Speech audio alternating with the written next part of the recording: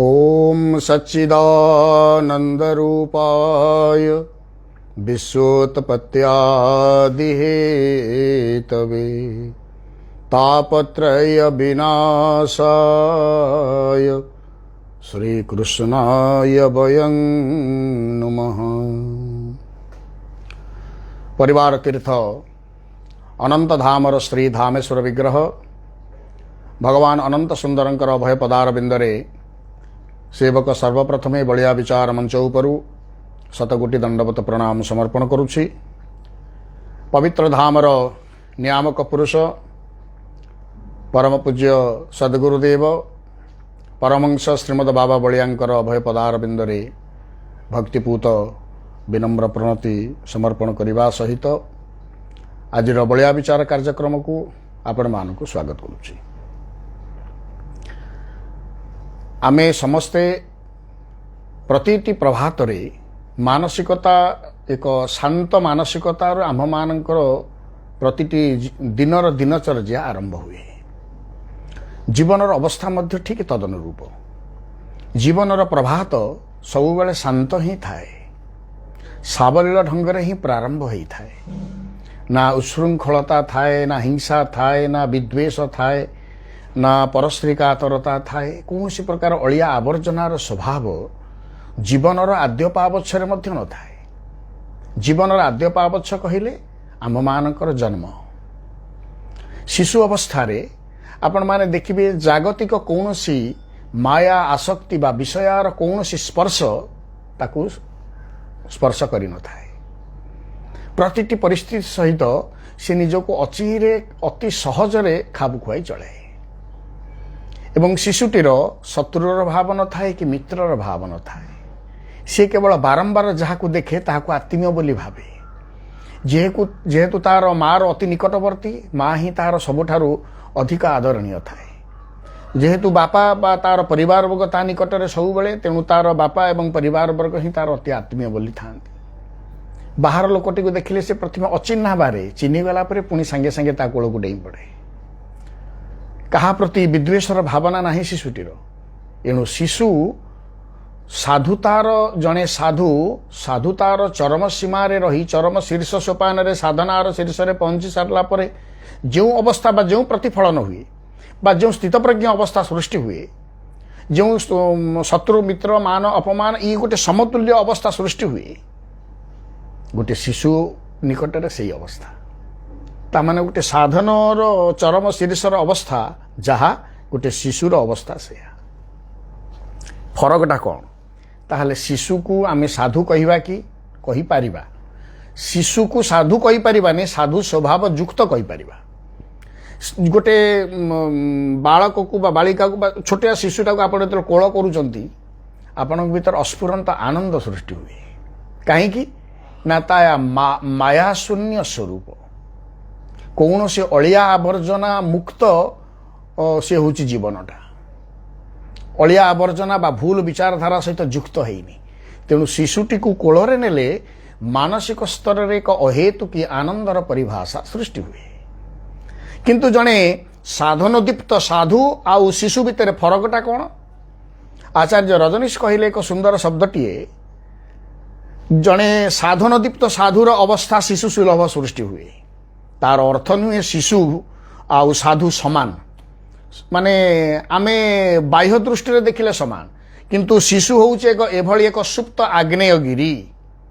सुप्त आग्नेयगिरी आपण माने जानिथिबे, जेउटी अग्नि केवल उद्गीरण हुए आपे आपे स्पॉन्टानियस फ्लो। एवं आग्नेयगिरी अंचल जहाँ थाए सबू जाली पड़ी भस्म हो जाए। तेणु रजनीश कहले शिशुटा हूँ गोटे से सुप्त आग्नेयगिरी, तार विकसित हैनी। अर्थात जितेबाला से वयोवृद्धि हो चलो ता भितर से हिंसा, से कपट, से विद्वेष, से परश्रीकातरता, से क्रोध, से लोभ पुणी ता भितर जीवंत हो उठ। जितेबाला से लाभा गुड़ाक ता भितर बाहर जीवन तिल तिल हो दग्ध है। एणु प्रतिटी दिनर प्रारंभ मुहूर्त सबुबले आनंद थाए, शांत थाए, सावलील थाए। जन्मर प्रारंभ मध्य ठीक अनुरूप ढंग रे थाए। तेणु आमे शांति की सबु बेले अपेक्षिता शांति को अपेक्षा करिथिबा आम मानकर जीवन संतोष को अपेक्षा करिथिबा आम मानकर जीवन आमे केतबेले कई ये जीवन रे सृष्टि हेई नांती जे शांति की उपेक्षा करे आनंद को उपेक्षा करे किए कौन दुख चाहे ना समस्ते सुखावह स्थिति को ही आशा करते समय सुख आव आनंदर परिभाषा किपरि प्राप्ति हेबे तापाई ही सब बेले सचेतन होकर रही था तेबे आमे से सुखावह स्थिति टिके आनिबा पई विभिन्न प्रकार शास्त्र को आलोचना करू से भागवती वार्तार कथा को नहीं गुरुदेव आज कहले मृत्यु अपेक्षित जीवन जेपरी कौन से मुहूर्त रे उपेक्षित न हुए सेथि प्रति ध्यान देइथिबा जीवन ही वास्तव भागवत कथा श्रवणर फल को प्राप्त हुए सुख परीक्षितंकर संवाद को नहीं ये कथार आलेख्य सुख महाराज शुणिले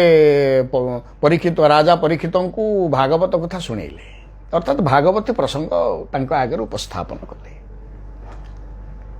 सेठी अवस्थाटा कौन थिला ना 7 दिन भितर परीक्षित महाराजंकर सेठी मृत्यु हबो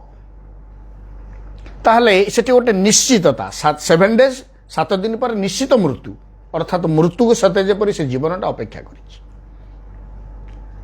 राजा परीक्षित 7 दिन मृत्यु को अपेक्षित थिबा जीवन से निश्चित हो गले जे 7 दिन पर मैं मरिबी ताहले तांकर मन आउ मानसिकता कोई भली अवस्था रे थिबा आमे आपण माने जदी सुनिबे आउ गोटे घंटा पर मु झुंटिकी पड़ीबी थर सुनिलो मन कोन हबो मन कन कन भीतर हबो मन हारे एबे पड़ी जीबी हेई पड़ी जीबी की ना ना घर बाहर ज्योतिष माने जो पंजाई बर्तमान बुलिले माने सीए भी एमती किंबुत किंबाकार कथा कही दौरान एति दिन पर तू मरबू एति दिन पर तू हाड़ भांग एति दिन पर तो कौन एक्सीडेंट हम माने एमती माने वेद व्यास ब्रह्मा भी एमती बोध कहे नहीं माने एमती भविष्य गुड़ा देखा तो निज भविष्य ते देखा ना हाँ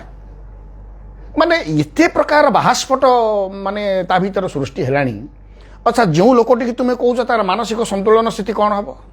ये प्रकार अनेक उदाहरण आम मान निकट अच्छी तेणु से मानसिक भाराक्रांत मनीष आसिक पहुंचे बाबा पाखे गुरुदेव पाखे गुरुदेव आश्वासनार बाणी दियंती एवं से निवृत्ति होगापाई मार्ग प्रदर्शन करते गोटे अजथा बोझ यह एक काल्पनिक परिभाषा होता बेले परीक्षित महाराज कि निश्चित कारण ता अभिशापर फल साधु अभिशापर फल ऋषिपुत्र अभिशापर फल गोटे साधकात्मार अभिशापर फल सामान्य कथा नुहे ताले राजा परीक्षित मृत्यु को अपेक्षित सी जो व्याकुलित भाव रे ईश्वर परायण चित्तरे ईश्वर समर्पित भावना रे हरिकथा प्रसंग बा भागवत कथा प्रसंग शुणुथिले एवं श्रवण करी तदनुजाई से कथा भितरे भाव भितरे नाम भितरे स्वरूप भितरे तल्लीन हो जाइतिले तेणु 7 दिन पर तक्षक दंशन कला परे से मुक्ति लाभ कले बोली शास्त्र आमको वर्णना कले ताहले आमे जेते बर्तमान गाँ गाँ ठारू सहर सहर पर्यंत सबुटी बर्तमान भागवत कथा चली 7 दिनिया तेबे आमे किंतु प्रतिटी मुहूर्त निश्चित मृत्यु को अपेक्षित निश्चित आमे मृत्यु को अपेक्षा करिजे किंतु ता 7 दिन भितर जे स्थिरीकृत हम यहाँ आम कहीपर ना निश्वासो नैव विश्वासो कदा रुद्ध भविष्यति एटा ठीक निश्वास प्रश्वास गति कौ मुहूर्त ठप हो केवल ईश्वर को जना आमको क्या जना नहीं तेणु से दिन राजा परीक्षित पर आम मृत्यु को अपेक्षित किंतु भागवत कथा आमे गाँ ठारू सहर पर्यंत जेते भागवत कथा सब शुणुचंती बा जेते आयोजन होउची 7 दिन पर समस्ते मुक्ति पथर अधिकारी हो जाउचंती तो कारण से दिन सुकमुनि कही राजा परीक्षित शुणी से मुक्तिर अधिकारी होते मुक्ति प्राप्ति होते ताले वर्तमान जो भागवत कथा सरला पर समस्ते मुक्ति पथर अधिकारी हो जाइछन तो कि जन मुक्ति पाइले कि आगु को माने जेतरा भागवत हम केते जन मुक्ति पाइबार आशा अछि ये गतानुगतिक धारार कथा नुहे आउ वर्तमान तो गोटे प्रकार भागवत तो से कथा प्रसंग न गोटे प्रकार मेलोडी पार्टी कहले भी भूल हेनी विभिन्न वाद्य जंत्र सजाई से कौन से हारमानी तबला कौन सब अमक धमक दुनिया वाद्य जंत्र नहीं बर्तमान सब भागवत चाल टीवी आपण मैंने देखुए ताले सुकमुनि कौन सेमिति करिकी माने एमिति सब माने विविध प्रकार वाद्य ये फारस है कि शुणी परीक्षित महाराज को भागवत होउचंती वार्ता भगवानंकर लीला प्रसंग सेटा आमोद प्रमोदर प्रसंग नुहे सेटा भागवत कथा वर्तमान स्पिरिचुअल एंजॉयमेंट आध्यात्मिक एंजॉयमेंट अवस्था को गलानी एभली भागवत कथा बंद हवा आवश्यक समाज पाई ये धारा एक बोझ सृष्टि हेलानी द्वारा जीवन परम गति तो लाभ हुए ना जीवन अमूल्य समय तक नष्ट होउची भागवती वार्ता प्रदान करने परिवर्ते सेठी गोटे जमीती आमर भजन समारोह होउची मेलोडी पार्टी होउची से मत वन टाइप ऑफ एंजॉयमेंट स्थली हो गलानी माने टाइम अच्छी समय अच्छी चल बुली पड़ी आसवा सेठी ना माने धूमधाम कि बाजा बाजिले आम हाथ गोड़ हल्कि सेठी नाचिलु परीक्षित महाराज जमी डांस करुले सुखंकु शुणला बेले वास्तवता को आस वास्तवता को थरे फेरिबा को पड़िबो एहा द्वारा मुक्ति पथर अभियात्री केही हुवंती नाही भविष्यतरे मध्य हेबे नाही तेणु केउ प्रकार भागवती वार्ता को श्रवण कले मुक्ति पथर अभियात्री हब गुरुदेव से मार्गदर्शन कले प्रतिटी मुहूर्त मृत्यु को अपेक्षित होइथिबा जीवन ईश्वरंकर नामामृत ईश्वरंकर लीलामृत को अपेक्षा करी शिखु उपेक्षा नुह आमे पा उपेक्षा करूछु इरे मंदिर टिके चलु हे किए जाउची इरे आज टिके चल हे मोर टाइम नहीं अरे आम घरे आज टिके अमुक मेला होउची आसुना टिके प्रसाद पाइबो ओ खाइबा टाइम जेते बेला सेते बेला आसी पळेले से ठाकुर मखरे मुंडिया मारिया भी दरकार नहीं एहा कोन कथा एहा बाबा एभली आचरण द्वारा आमे ईश्वर कृपा लाभ करि परिबा तो भगवत कृपा आम जीवन को स्पर्श करि परिबा तो ये एक समीक्षार प्रश्न आमे जानिनु आसंता काली सकाळर सूर्योदय मु देखि परिबि कि ना आज सकाळे मु उठिची पुणी राति पर्यंत मु बंची परिबि कि ना ताहा मध्य स्थिरीकृत नुहे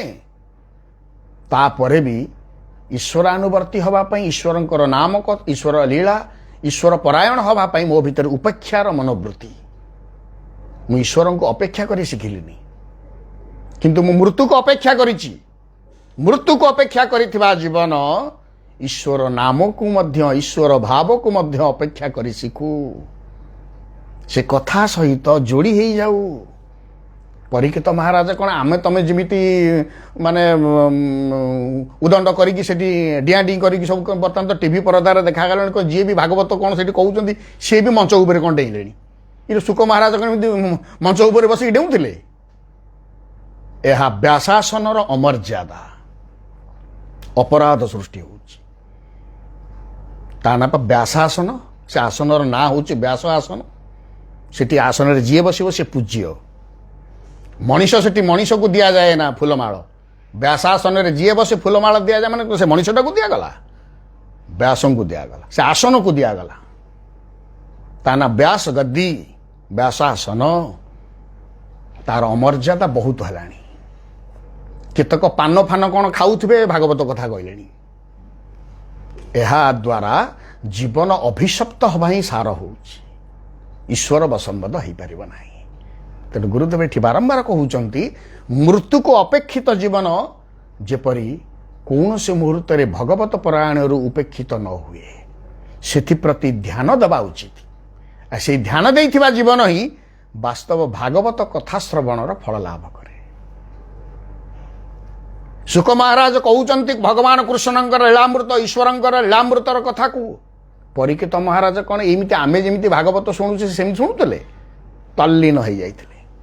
मच्चिता मदगत प्राणर अवस्था हो जाते तेणु भावना थिला कृष्णमय हृदय कृष्ण प्रेम रे प्लावित थिला मुहरे ईश्वरंकर नाम थिला एवं संपूर्ण बुद्धि विवेक विचार बोध समग्र जागतिक अवस्था दूरे आसी ईश्वरंक निकट में सन्निबद्ध होता सन्निविष्ट होता तेणु ईश्वरंक भाव में तल्लीन थिबा जीवन को तक्षक दंशन कला रे बाबा जिते तक्षक दंशन कर से कुआड़ को जीवे ईश्वर को प्राप्ति हेबे कहीं ईश्वर को स्मरण करी बसंती जम जम बापि स्मरण भावम त्यजते अन्ते कलेबरम तम तमे वैति कौन्तेय सदा तद भाव भावितः तमे जो जो स्वरूप को चिंतन करी मृत्यु समय जो स्वरूप को चिंतन कर मलापर से प्राप्त हो परा। तेणु परीक्षित महाराज से कृष्ण भाव में तल्लीन थिले, ईश्वर भाव में गदगद होते संपूर्ण समर्पित होते। तक्षक दंशन कला मृत्युवरण कले से कुआड़ को जीवे। तेणु ईश्वरानुवर्ती हवा आवश्यक। तेणु आम भाव उच्छ्वास बा आमर भावना विचार ये सबू ईश्वर वसंबद्धता हवा एकांत अपरिहार्य। कारण आमे से दिन राजा परीक्षित परी मृत्यु को अपेक्षित जीवन। आमे केही मृत्यु को उपेक्षा करि परिबा नाही, मृत्यु को टाड़ी परिबा नाही। आमे के अमर नहु ए जगत रे। तेणु से दिन राजा परीक्षित मृत्यु को अपेक्षित होइथिबा जीवन जेमिति से 7 दिन माने तांको पई एक 7 दिन प्रावधान थिला, 7 दिन समय सीमा रहितिला। आमे जानिनु आमर समय सीमा केते दिन, 7 मिनिट पर ही पारे, 7 दिन पर ही पारे, 7 वर्ष ही पारे, 70 वर्ष पर भी ही पारे। आमे से निर्दिष्ट अवधिटा जानिनी। या तो आउरी भयंकर से जानिथिले मु 7 दिन बंचीबी। आमे किंतु जानिनु ग्यारंटी आमर नाही जे मु 7 दिन पर्यंत बंचीबी कि ना। अर्थात तांको आउरी भयावह स्थिति आम मानकर। तो एभली स्थिति रे ईश्वर भाव को बा ईश्वर नाम को, ईश्वर लीला श्रवण को, सतसंग को आमे उपेक्षा करिबा नाही, अपेक्षा करिबा, ताकू ग्रहण करिबा। ताहा ही हब वास्तव भागवत कथार परिपूर्णता। एवं आम जीवन से परम धाम परम गति प्राप्ति होगा निश्चित योग्य लाभ करिब। एवं आमे से निश्चित से पथर अभियात्री हो पारिबा, एतिरे संदेह नाही। कथा कहि जय गुरुदेव।